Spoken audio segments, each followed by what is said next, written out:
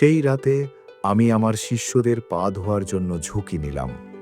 প্রথমে আমি সেই ব্যক্তির পা ধুলাম যিনি সবচেয়ে দুর্বল মনে হচ্ছিল, কিন্তু প্রকৃতপক্ষে সবচেয়ে বড় ছিলেন। পিতৃস বিক্ষোভ করল, প্রভু, আপনি আমার পা ধুতে পারবেন না। আমি তাকে বললাম, যদি আমি তোমার পা ধুয়ে না দিই তবে তোমার আমার সঙ্গে কোনো অংশ থাকবে না। এরপর আমি সবার পা ধুলাম, ইহুদারও। কেন?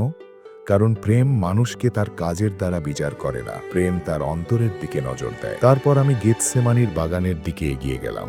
রাত গভীর এবং চুপচাপ।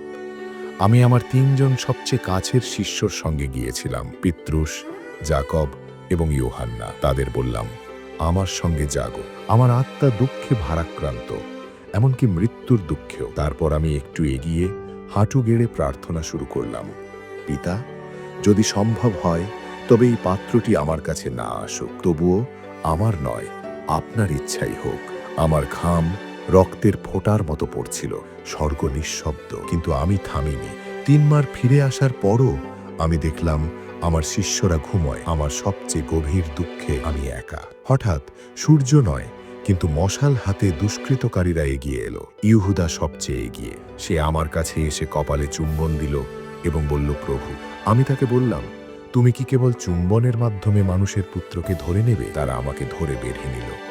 শিষ্যরা পালিয়ে গেল, সবাই। পিতৃস সামান্য দূরত্ব পর্যন্ত অনুসরণ করল, কিন্তু যখন তাকে জিজ্ঞেস করা হলো, তুমি কি তার সঙ্গে ছিলে, সে 3 বার অস্বীকার করল।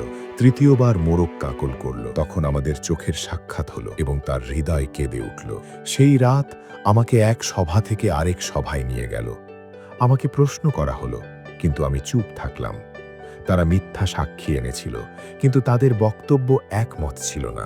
মহাযাজক বলল, তুমি কি ঈশ্বরের পুত্র? আমি বললাম, তুমি ঠিক বলেছ, এবং একদিন তুমি দেখবে মানুষের পুত্র ক্ষমতায় আসছে। তারা ক্রুদ্ধ হয়ে গেল, আমার কাপড় ছিঁড়ল এবং বলল, এটি নিন্দনীয়, মৃত্যুর যোগ্য। সেই রাত থেকে ভোরের আলো পর্যন্ত আমাকে মারধর করা হলো, আমাকে পেটানো হলো, থুতু ফেলা হলো, অপমান করা হলো, কিন্তু আমি কিছু বলিনি। কেন? কারণ আমি সবার জন্য এসেছি যারা আমাকে প্রত্যাখ্যান করবে। আমার শরীরে ক্ষত ছিল, কিন্তু আমার প্রেম এখনো তাদেরকে বাঁচাচ্ছে।